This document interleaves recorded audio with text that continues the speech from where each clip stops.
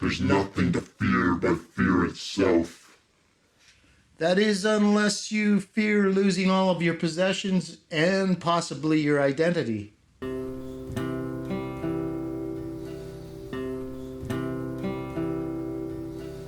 Simplifying one's life can be hard for some people, even if the need to simplify has become apparent.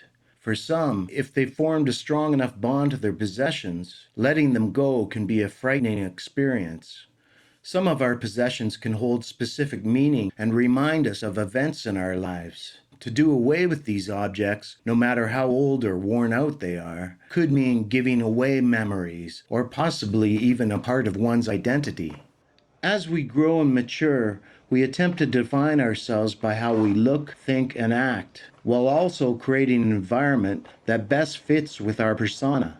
In many ways, the possessions that we own tend to reflect who we are to the outside world. This image that we create for ourselves tends to extend outwardly to the relationships we form, the type of work we do, and the thoughts that we hold close to our hearts. And although all of this is done so one can find their place in the world, it's also done so one can find security and a sense of relevance. But do we really need stuff to project to others what our beliefs are, or what to expect from us as a person? How is it that we've gone from saying, "Don't judge a book by its cover," to wanting to be judged by our covers? Most human beings have a strong desire to fit in and to be accepted by a group of their peers. This may be due to the fact that in many ways, belonging to a group can help protect us. Through conformity, the products we own, and our belief systems, most human beings will place themselves into one group or another. No matter, for some people, their possessions define who they are, and that's what can make simplifying one's life a traumatic experience. But simplification doesn't have to be so hard. One doesn't have to do away with all of their possessions, but rather those that no longer enhance one's life. However, if one begins to identify themselves with every possession that they own, this can lead to symptoms of obsessive compulsive disorder or hoarding tendencies.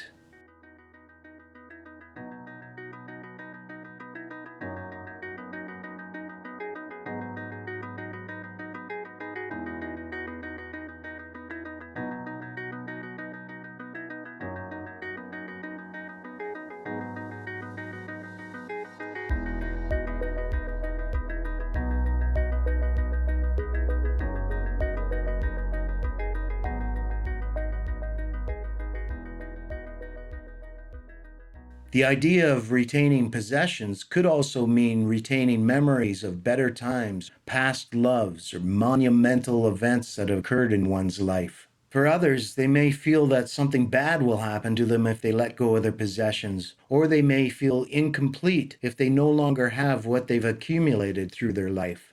And then there are people that may have fears based on doing the wrong thing or disposing of something just before it's needed.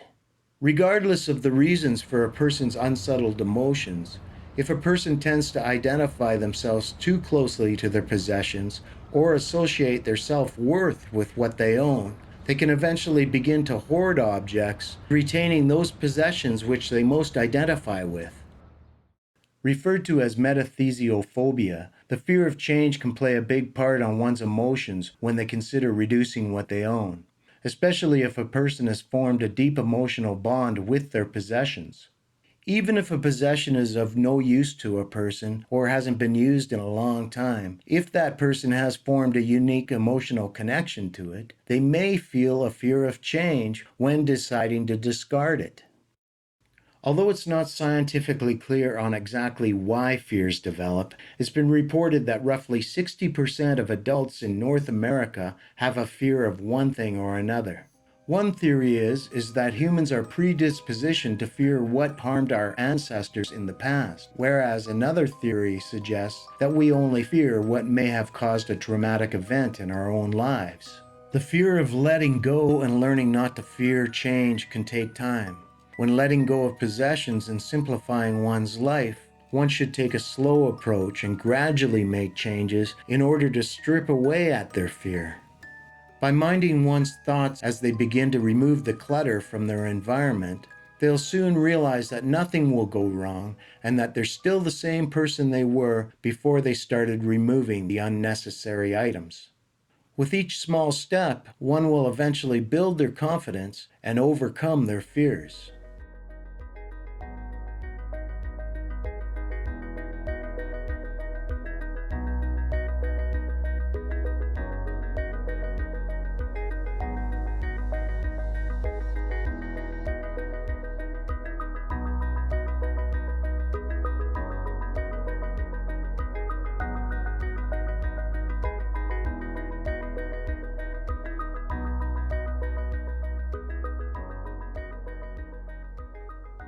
Soon as one begins to identify with their fears and identify where they come from, how they're triggered, and how they tend to respond to them, a sense of understanding will develop.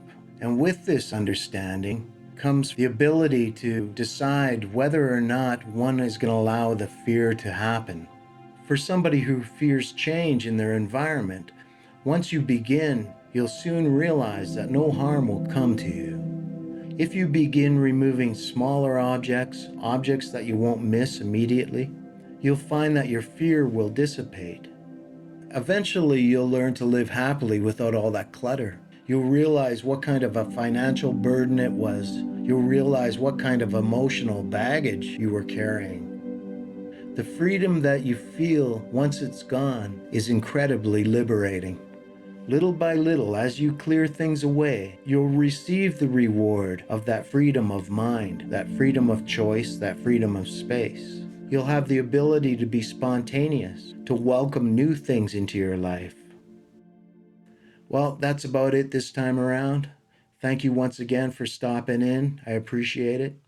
If you like this content, please give it a like and subscribe and leave a comment. Thank you so much. All the very best to you. Bye-bye now.